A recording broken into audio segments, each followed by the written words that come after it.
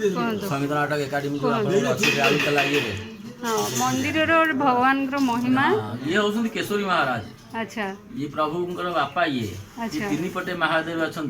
सेपटे शंकर अच्छा पवन देवता अच्छा सेपटे ये केशोरी महाराज ये तीन पटे तीन बाप हो प्रभुंकर ये तीन पटे पार्श्व देवता होकर अच्छा तुम बुझ माँ ये प्रभु थे हनुमान आम प्रभु थे लक्ष्मी के मंदिर में द्वारपाल शिरोली महावीर तो ये गाँ ना हूँ शिरोली ये महावीर थे लक्ष्मी के मंदिर द्वारपाल होती जो रावण युद्ध सरी जाइए से समय प्रभु को रखीदे लक्ष्मी के द्वारपाल होते द्वारपाल भितर से प्रभु रहिले प्रभु पाक जहाँ कि आसे आमर प्रसाद सब माँ के पाक आसे प्रभुंर ये सब छाड़ी खाई जाती माँ टी असंतुष्ट हेले से बर्तमान से प्रभु को आदेश देले कहले हनुमान जी जो रखिल मुझे शांति शोपारूनी सहित निश्वास मुझे गुंगुड़ी मुझे शोपारूनी एणुक कौटी आउटे स्थानांतर करदे मुझे हूँ तो शांति रही से प्रभु जानिले कहते कौन करवा हनुमान जी तो आमको तेयारे कौन से साहय न करती प्रभु तो 10 अवतार हो जाऊँ ना जगन्नाथ मंदिर में एणुक राम अवतार से बहुत किसी करते प्रभु एणुक से कहले हनुमान जी कौन करी ये थिला आमर यहाँ खिनखिना मनर येटा थिला आमर अंजना माँ थे ये कदली बण ये बहुत किसी थिला ये बाट देखिए कहले माँ के पाक पठेदब वो सेवा तो से बहुत कला हनुमान को छड़े कहले कहले तुम्हें जाओ तुम माँ को सेवा किसी कर प्रभु जो अंजना माँ थी आगे से प्रभु कहले आपड़ तो माँ मत पठे आपण सेवा करने मत जी कहते ना अरे समस्त सेवा करने कथा मो सेवा तो बहुत मुझे तो पूरा संतुष्ट किंतु तो माँ तो जननी सी बर्तमान सेवा किसी कर जा ये प्रभु पाखे आसिक मंदिर प्रयोजन हो नाला कि अंजना माँ अंजना माँ आगे थे ये अंजना माँ से अच्छा भी ने तो बुझे आप बर्तमान आगे जी आसते कटकणा कोविड ये बंद हो जापार भितर जाते अंजना माँ सहित पुओ को देखी पार्थे पुओ भी अच्छा अंजना माँ ना एका हनुमान जो थे स्त्री लोक जाती ये माँ सहित थी स्त्री लोक जाते दर्शन करते ये कोविड ये बंद हो से अरबेल ठू दर्शन कर पड़े एणुक ये आसिक रहिले ये सूक्ष्म रूप हो पशिगले मंदिर में माँ को पुओ को देखला जहाँ हुए एणुक देखले पुओ तारी पाऊ को रखिले पाखे रखा भितर से बर्तमान रहिले मन आ बुझानी ये बर्तमान बढ़िया को लगे देवल तो बर्तमान छोट बढ़िले कौन हम एणुक गोटे झरका ये पटे खोलागला प्रभु गोटे झरका गोटे नेत्र से नीलचक्र को दर्शन पाँच पूर्वपट यहीटा आमर ये दक्षिण को अनेक पूर्वपट को अनेक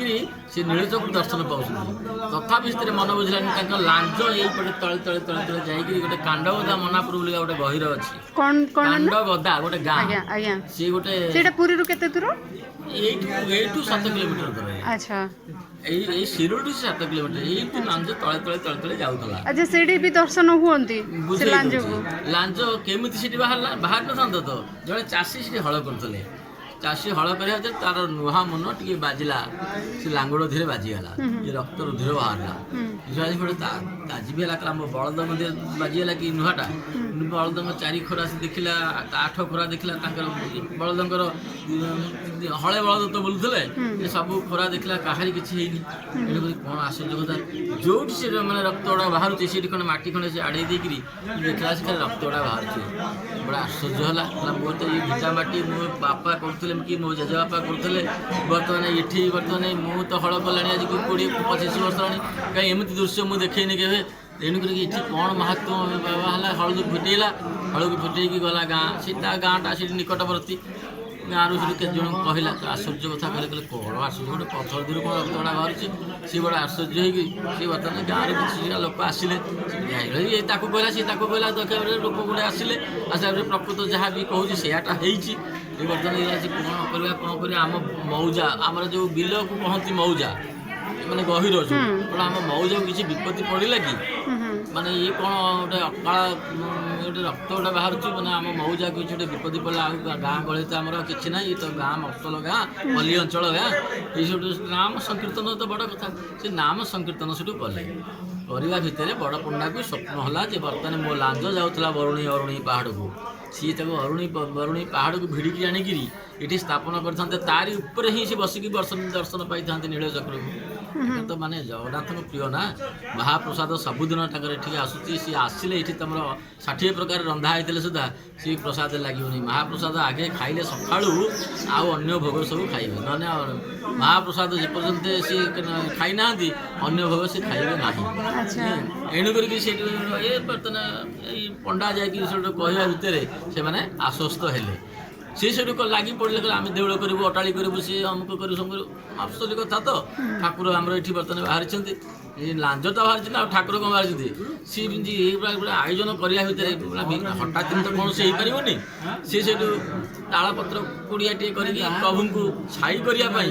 ରଖିଲେ ରଖିବା ଭିତରେ ସିଏ ବର୍ତ୍ତମାନ ନିଆଁ ଲାଗିଯାଏ ଯଦି ନିଆଁ ଲାଗିଯାଏ ଇଏ କଲେ ପ୍ରଭୁଙ୍କର ତ ଲାଙ୍ଗୁଡ଼ରେ ତ ନିଆଁ ଥାଏ ସ୍ୱାଭାବିକ ବୋଧେ ଲାଗିଯାଉଛି ଆଉ ତାପରେ ସେଠୁ ଆଉ କିଛି ମିଳିଗଲା ସେଠୁ ଛଣ ଛପଳ କରିକିରି ନଡ଼ା ଯେଉଁ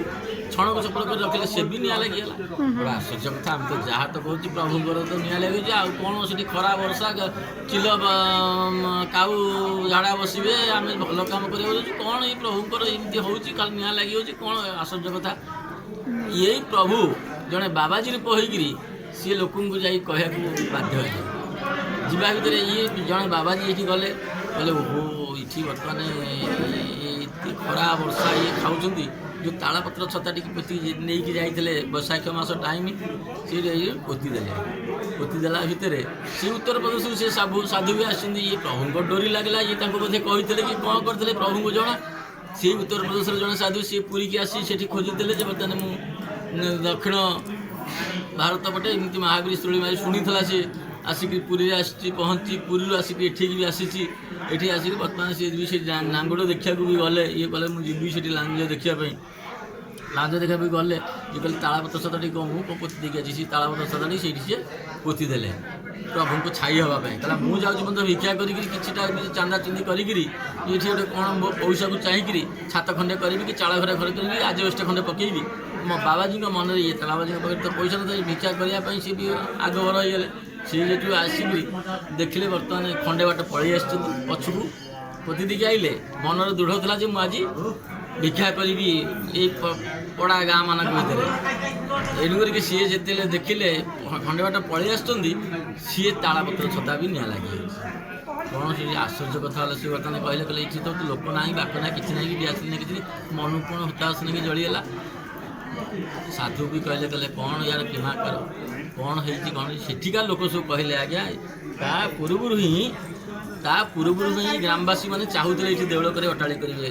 ଆପଣ ସେଇଟା ଯେଉଁ କରୁଥିଲେ ସେଇଟା ଭୁଲ ଆଉ ସେଠି କିଛି କରିବାର ନାହିଁ ନା ଏମିତି କଥା ହେବେ ନା ହଁ ବର୍ତ୍ତମାନ ସେଠି ଇଏ ଆସିକି ଏଠି ମଧ୍ୟ ସେ ଗୁହାରିଆ ପଡ଼ିଲେ ସେ ସାଧୁ ବାବା ଯଦି ପଡ଼ିଲେ ଏ ପ୍ରଭୁ ବି ତାଙ୍କୁ ଜଣେଇଲେ କହିଲେ ତମେ ଯାହାଟା କରିବାକୁ ସେଟା ଭୁଲ ମାନେ ଯେହେତୁ କଳିଯୁଗରେ ମୋତେ ମାନିବେନି ଏଠି ଲାଞ୍ଜ ଭୋଗ ଖାଉଛି ଏଠି ମୁହଁ ଭୋଗ ଖାଉଛି ମୋତେ କଳିଯୁଗରେ ମୋତେ ମାନିବେନି ଏଣୁ କରିକି ସେଠି ସବୁ ବନ୍ଦ ହେଲା ଏଣୁ କରି ଖରା ଖାଇକି ସେ ଅଛନ୍ତି ଲାଞ୍ଜ ଏଇ ମନ୍ଦିରର ମୁଖ୍ୟ ପୂଜା କୋଉ ପୂଜା ମାନେ କ'ଣ ଏଠି ହେଉଛି ମୁଖ୍ୟ ପୂଜା ହେଉଛି ପଣା ସଂକ୍ରାନ୍ତି ମହାବିଶ୍ୱ ପଣା ସଂକ୍ରାନ୍ତି ଯୋଉଟା ଏଇଟା ତାଙ୍କ ଜନ୍ମଦିନ ସେଇ ମାସଟାରେ ଯୋଉ ସଂକ୍ରାନ୍ତିଟା ପଡ଼େ ପ୍ରବଳ ଲୋକ ହୁଅନ୍ତି ସେଇଟାକୁ ବହୁତ ଲୋକ ହୁଅନ୍ତି ପ୍ରତି ସଂକ୍ରାନ୍ତିରେ ଏଠି କିଛି ପ୍ରତି ସଂକ୍ରାନ୍ତି ଏଇଭଳିଆ ଲୋକ ଆଜି ଟିକେ ବର୍ଷା ହେଇଛି ନା ଲୋକ ହୁଅନ୍ତି ଯେ ବର୍ଷା ସକାଶେ ଲୋକ ଟିକେ ବନ୍ଦ ଅଛନ୍ତି ଜୀବନ୍ତ ଠାକୁର ଇଏ ଅଟନ୍ତି ଜୀବନ୍ତ ଠାକୁର ଆମର ତ ଏଠି ବର୍ତ୍ତମାନ ଆଖପାଖରେ ସମସ୍ତେ ମାନନ୍ତି ଆଙ୍କୁ ବହୁତ କିଛି ୟାଙ୍କର ଅଛି ବହୁତ ବହୁତ ଧନ୍ୟବାଦ ନନା ଆଜି ଏତେ ସୁନ୍ଦର ଜିନିଷ ଆମକୁ ଜାଣିବାକୁ ଦେଲେ ଏଇ ଆପଣଙ୍କର ଏଇ ଭିଡ଼ିଓକୁ ଆମର ଦର୍ଶକମାନେ ୟୁଟ୍ୟୁବ ମାଧ୍ୟମରେ ପୁରା ବିଶ୍ୱର ଯେତେ ସବୁ ଅଛନ୍ତି ସମସ୍ତେ ଜାଣିବେ ଜାଣନ୍ତୁ ଅଚ୍ୟୁତ ସାମନ୍ତ ଆମେ ଜାଣିଥିବେ କିମି ଯେଉଁ ଅଚ୍ୟୁତ ସାମନ୍ତ ଏ ପ୍ରଭୁଙ୍କୁ ସେ ମାନି ଯାଇଛନ୍ତି ପ୍ରତି ମାସରେ ସେ 2 ଥର ଲେଖା ଆସିବେ ଏଠିକି କିବା ଖରା କିବା ବର୍ଷା କିବା ସେ ବର୍ତ୍ତମାନ